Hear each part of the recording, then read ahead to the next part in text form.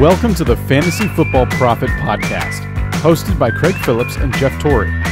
Visit us at fantasyfootballprophet.com. And now your hosts, Craig and Jeff.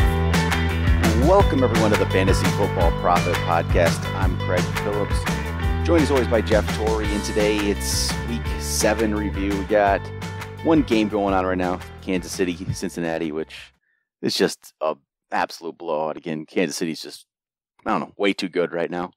If you have, tonight, if you have Mahomes or Kareem Hunt, you're feeling pretty good about your team.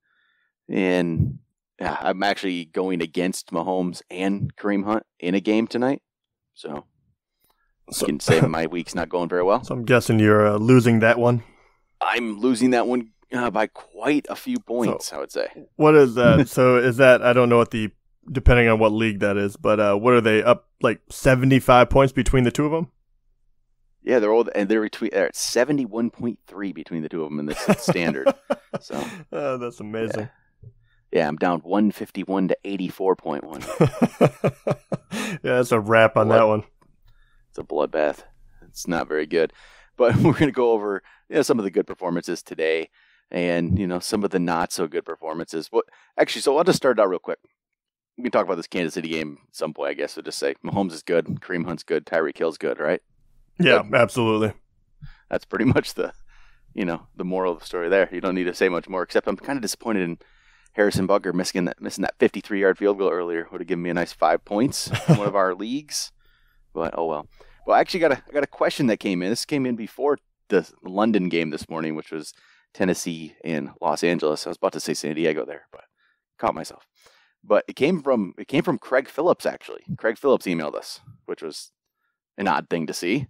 But the other Craig Phillips, he asked, what's your outlook on Corey Davis for the rest of the year? And he sent this in before the game, Corey Davis, let's see, what did he pull off today? 3 catches for 10 yards? Yeah, another lackluster performance. So just is he a droppable player? Or are you just going to hold him and put him on your bench? Or what do you do with him? Oh, man. Yeah, I mean... Can't drop him, Yeah, right? I was going to say, I wouldn't drop him. But, he's turned into a player that he's definitely not startable every week. He's probably more of a bye-week filler, and you're kind of hoping that they, get their rapport back. But, yeah, right now, I mean, I don't think you can play him.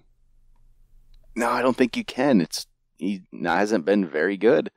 How can you can't trust it. So I just say you can't drop him, but you keep him on the bench. I still think he's a good player, but this offense is just not great right now. And another huge disappointment, like Derrick Henry, I guess he had a decent fantasy game today, but he's not the player we thought he might be. I don't think it's ever going to happen with him. Yeah, he got a touchdown, so his day was much better, but he had 12 carries for 33 yards. Yeah, it did not work out for him. I mean, that whole offense, no one that we thought was going to be good has turned out. Deion Lewis is no exception. He isn't doing well this year. Derrick Henry's not doing well. Mariota has been, fantasy-wise, terrible. You can't play the guy. He's not going to be on roster on any team. So, unfortunately, Tennessee as a whole is just unusable almost. So, some of the top guys, I guess you can say Todd Gurley again. No surprise there. The guy just scores touchdowns. The yardage wasn't even great again, but touchdowns all day. James White, I should probably just give in and say he's definitely a pretty good option every week. I appreciate it. I know it comes from deep down, and you really mean that. He's good. He's been good. They're using him in a way that he's just going to keep being valuable.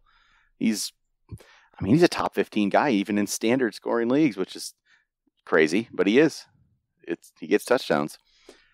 Then Marlon Mack. Now, that was the surprise to me. This is now 2 games back from his injury. Went 12 for 89 last week. We talked about him a little bit. And then 19 carries for 126 yards and a touchdown today. And topped it off with 2 catches for 33 yards and a touchdown there as well. 29.9 points in standard. I did not see this coming from Marlon Mack. No. Yeah, we kept, pretty much talking him up as in pick him up out of waivers. He's a starting running back. But this, especially, Buffalo is not a good team, but their defense has been, fine. and that he comes out and 126 with a touchdown, you know, I don't know. Maybe it gives their running game a little bit of life, because with Wilkins and Hines, you know, it was very up and down. But Marlon Mack feels like he actually might be able to, you know, keep this kind of going. I think he's by far the best back there, and they're going to use him now. So he's a playable. He can play him every week. I didn't really know this would come on. That he was hurt, and and all these other guys. I just kind of gave up on him in a way. And look, he comes back and plays great. So, I mean, maybe I was wrong on this one. I mean, I was a big Marlon Mack guy last year, just didn't see it coming this year. But nice to see now. Latavius Murray got another couple touchdowns when Dalvin Cook's still out, which is just, I mean, you can't really call players with injuries bust. It's not a bust, but if you picked up Dalvin Cook early, first round, like he was going sometimes, you know, the first round, maybe beginning of the second, and you might have picked him over Melvin Gordon, like people were doing. And some, you know, Melvin Gordon didn't play today, but still, either way, that's just a disappointment. big. I can't see many teams with Dalvin Cook as their number one pick doing very well this year. And I mean, even when he comes back from injury, Murray's probably not going away.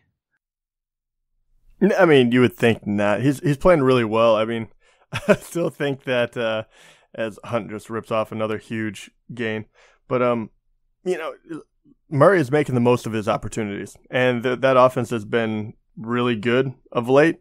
You know, Kirk is throwing the ball. You know, Thielen is on that crazy streak where he has 100 yards every game. And, you know, they are, you know, letting up a few holes because of that, because you have to key on those wide receivers so much. So I truly believe if Dalvin Cook was healthy, he would have been a phenomenal player. But you're right. I mean, unfortunately, you can't, you know, you can't take injuries off the board. And, you know, yeah, I don't think people were wrong when they chose him there, but it doesn't, you know, nullify the fact that their team is going to be hurting, and more than likely it's very difficult to make up for a first round draft pick. As myself, I found that out too with my second and third draft picks going down in one league, and you know, it sends us scrambling, so it's unfortunate. Then Kerryon Johnson, 19 for 158 for the Lions there. I mean, I think they finally got a running back. He's looking really good, and I like the fact that he kind of keeps getting better and better, and you can see that obviously as they're giving him more and more carries. He's starting to get that confidence coming out of the bye. It's really good to see him have probably his best game of the year. And man, I think it's the best thing for Detroit to be able to run the ball, but and he didn't even get into the end zone, and he was still very good. That's what's more exciting about him. So if you did have this guy, if you drafted him, I think down the stretch of the season, he's going to be a very exciting player to watch. Tariq Cohen, I guess. I'm just going to throw him out there just because he was actually very valuable again. In even standard 3 straight weeks he's done this. 23.4, then 16.1, 14.3. He's involved quite a bit now. I mean, Howard was able to get a touchdown to make his day worthwhile. But other than that, he was only 12 for 39. So Tariq Cohen has been a better player because of the pass catching ability lately. He's probably it's weird to say that. I think Tariq Cohen might even be the safer option than Jordan Howard, because Howard needs a touchdown at this point to be have a good fantasy week. And Tariq Cohen, he got a touchdown this week, so it's solid, but he's just going to get the yardage either way because of the catches, it looks like. Yeah, I think you're starting to see this more and more with running backs. I mean, Tariq Cohen, if you look at the past 3 weeks, you know, take away the bye week, he has been their number one wide receiver. So, I mean, last 3 games, 7 catches, 121 yards and a touchdown, 7 catches, 90 yards, and then New England this past week, 8 catches, 69 yards, and 1 touchdown. I mean, those are legitimate numbers, especially if you were in PPR leagues. Oh my gosh. And he's not the only one, right? I mean, same thing with James White. You know, people coming around on him because the numbers look, you know, strange for a running back. But these are the guys that are putting up good numbers now. And really, you know, you can even go as far as McCaffrey, right? Him as well.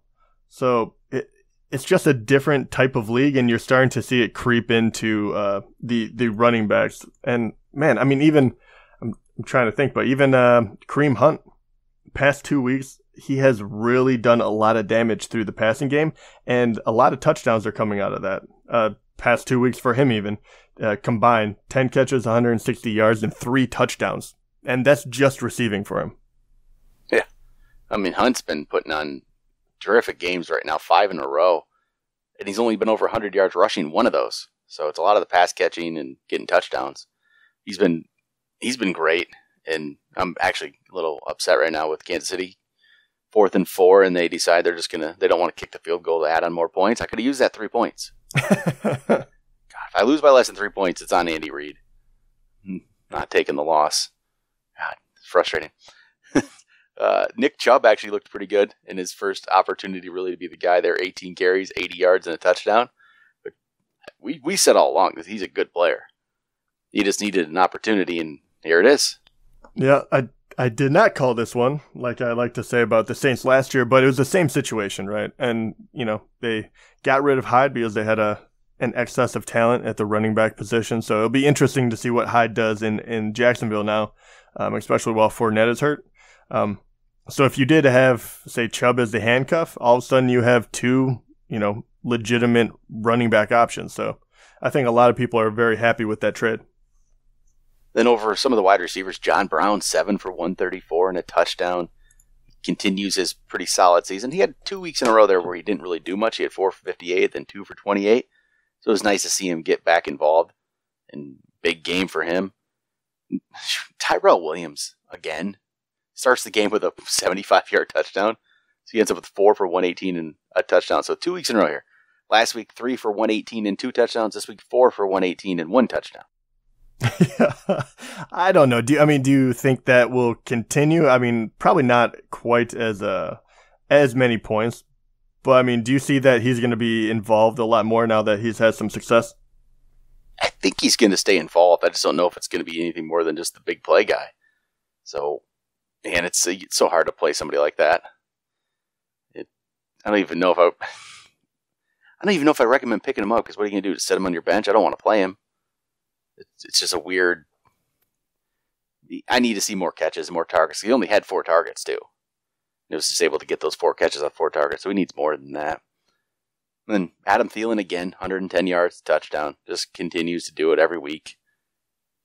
Just double digits every week, and now he has 5 touchdowns on the year. He's looking to be and he plays, New Orleans next week, who hasn't been great against pass. Yeah, he's doing pretty good. Actually, I was looking at Saints here. They were dead last against wide receivers. So Adam Thielen going against the Saints, that's going to probably be that'll be the game he does get 100, actually, right?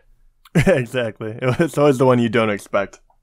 Yeah, that'll probably be the one, but he's just been terrific, and I don't see that changing. Another guy, who's been really good here, Alshon, 7 for 88 and a touchdown. He's been a lot better than I expected coming back from the injury. I don't know. I just didn't.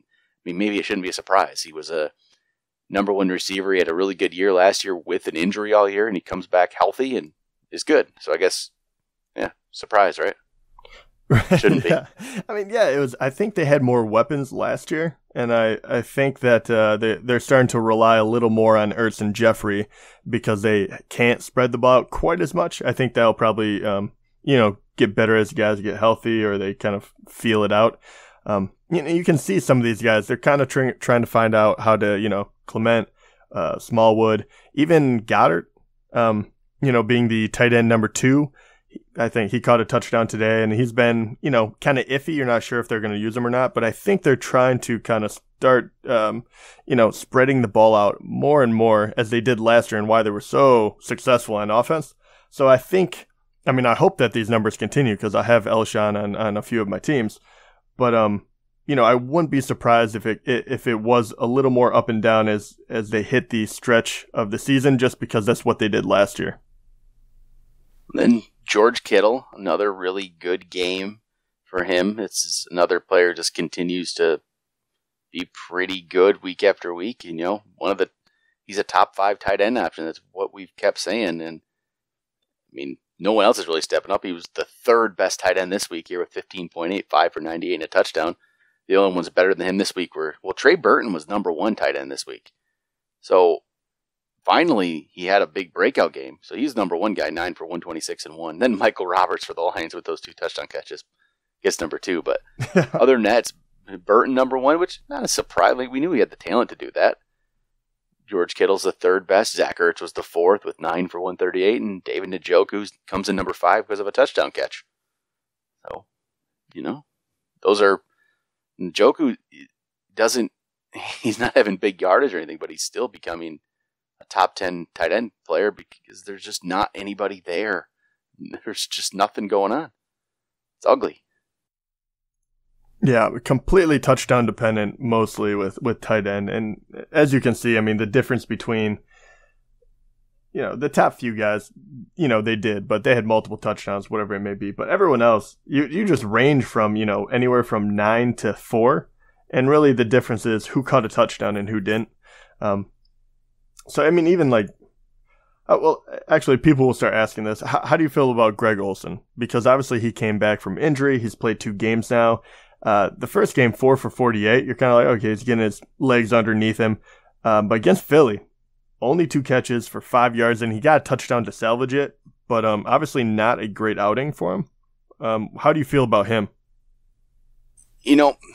Don't feel terribly confident, but like we say, the tight end position is so weak right now that if I didn't have another option, for sure, I'm taking the chance on Olsen. And there's a lot of times I don't have another option. So I would just keep sticking him. I'm probably going to keep putting him in the lineup. He's going to be a top 10 guy for me. I'm going to keep ranking him that way, or at least right around 10. And I think you just play him as long as he's involved slightly. It's better than, some of the other options because they're just, who is there?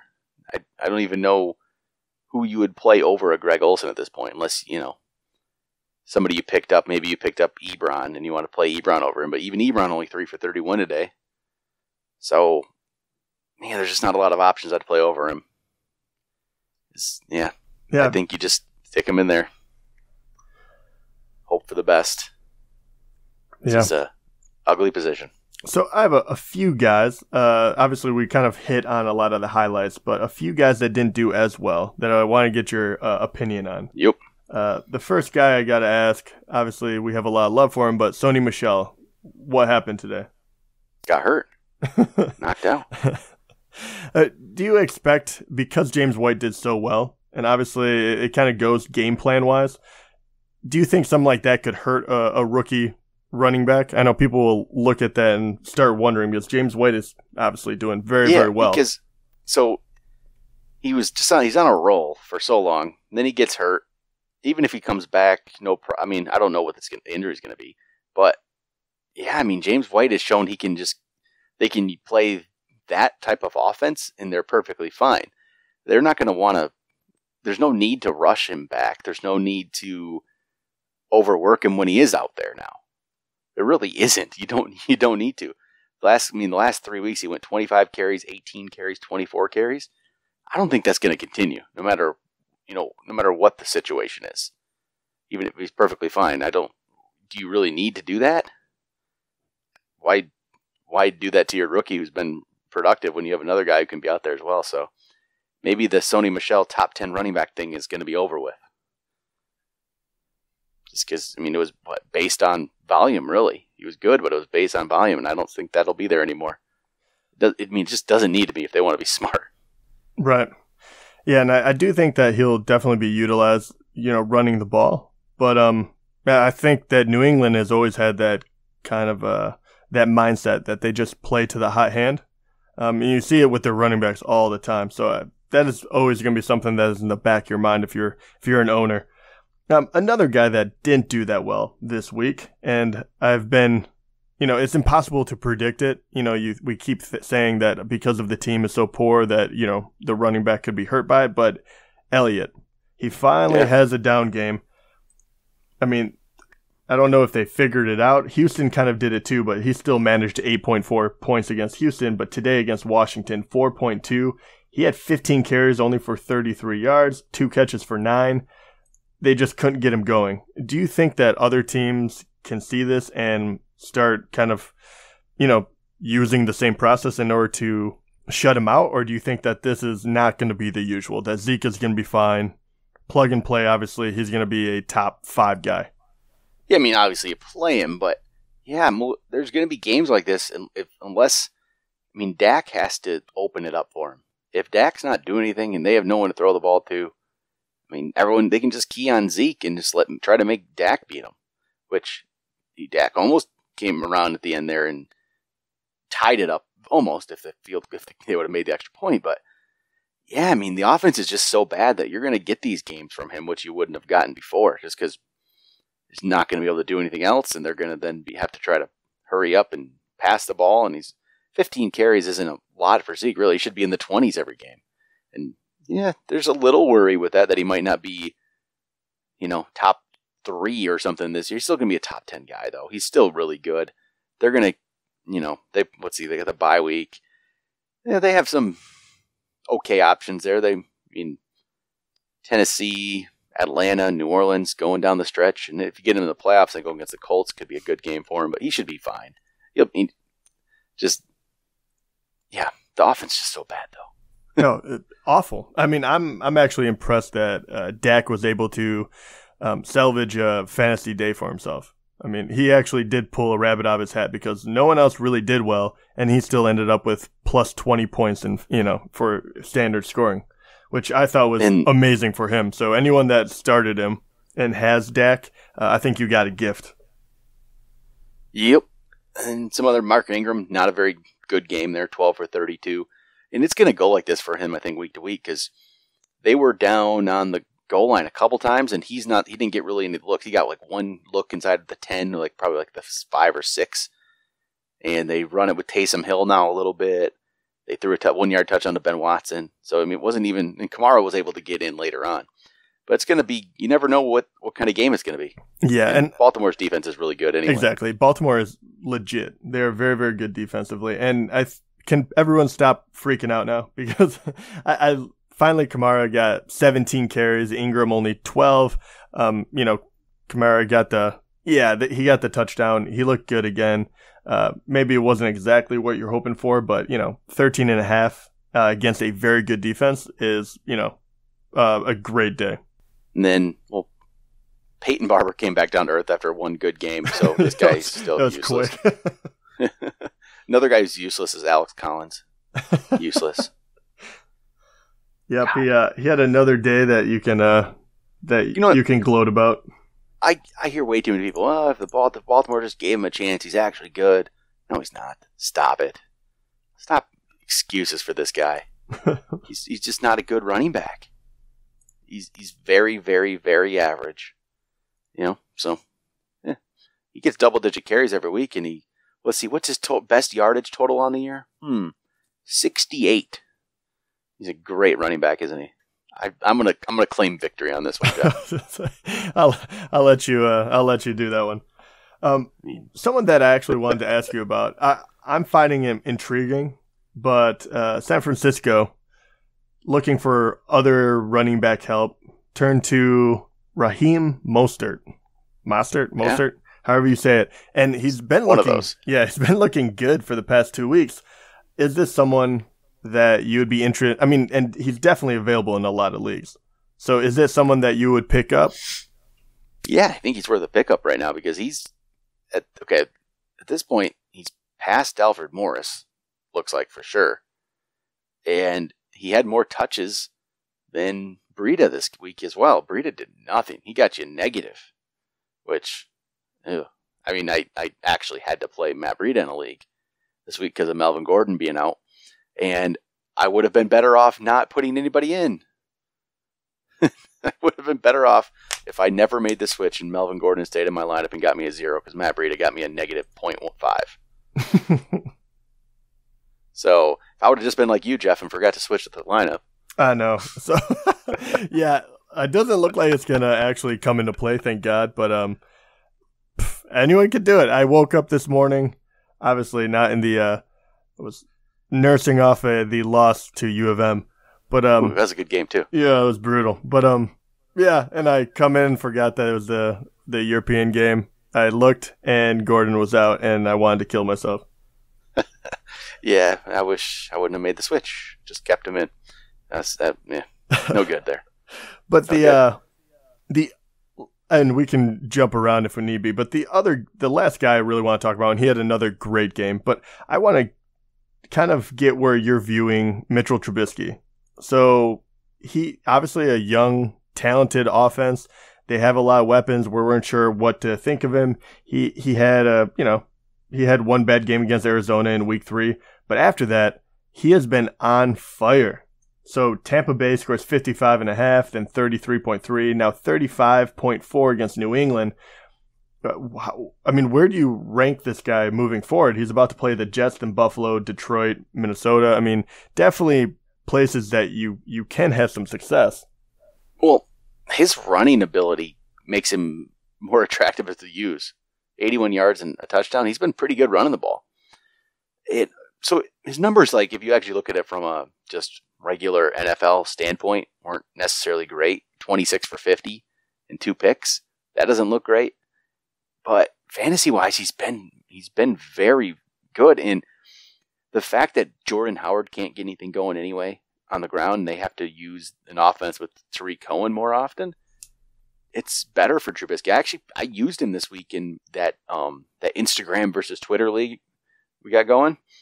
I actually used Trubisky this week. I felt pretty decent about it too when I put him in. So, I mean, he was a guy who before the season, or early in the year, never cracked our top 20. But now we probably should be. I mean, especially during bye weeks. I mean, he should be a top 15 guy for us. I think with 3 games in a row like that, after the 3 terrible games and 3 good ones, I think he needs to be a top 15 guy until he does something different. It's almost like the Blake Bortles of a couple years ago. Yeah, in a way. I mean, I am. I'm jumping on board this train, but I think a little better than Blake Bortles. Right? Yeah, I mean, I think you're right. Yeah, I mean, Bortles got benched today. That was hilarious to watch. Yeah. Jeez. But I mean, guy's been terrible for years. You're absolutely right. I mean, the last 3 games that he's been the best. But even before that, he rushes every once in a while. But I mean, look at the extra yardage you get out of him. Against Tampa Bay, rushed 3 times for 53 yards. Then Miami, 8 for 47. And then obviously today he ran wild, but 6 for 81 and a touchdown. I mean, that really does prop you up if you can get 5 extra points just running around the field. Yeah. And I think that's going to be there every week for him. He's definitely mobile. I remember when we were watching some clips of Trubisky before the draft last year. Even that was what I saw too. That's the kind of stuff he could do. So it's, I think it's going to be pretty good. They switched something up in that how they've been, playing since the first 3 games were so terrible, and it's definitely helped. And yeah, not saying he's going to be terrific and lead them to a lot of wins, but fantasy-wise, he's going to be pretty solid. And there's not a lot of scary opponents on the schedule here. Jets don't scare me. Buffalo doesn't scare me. I wouldn't be scared of anybody. Can put up points against Detroit too.